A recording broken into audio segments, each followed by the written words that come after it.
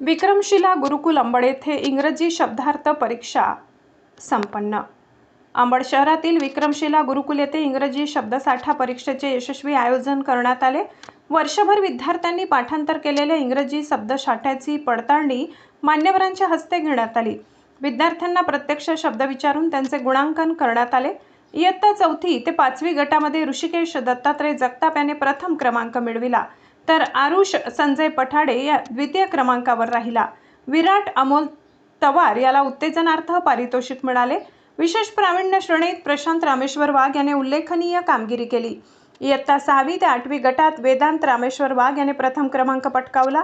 विश्वास देविदास पोटे द्वितीय क्रमांकावर राहिला।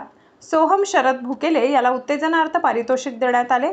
विशेष प्रावीण्य मिळवणाऱ्यांमध्ये संभाजी महादेव राजगुडे, आकाश अशोक गायकवाड यांचा समावेश होता।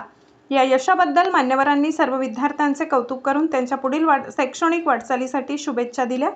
या परीक्षेसाठी बाहेरील इंग्रजी विषयाचे शिक्षक म्हणून वाल्मिक निंबाळकर सर, संदीप जायकर सर, महेश शैव सर, विठ्ठल खरात सर, बिडकर मामा उपस्थित होते।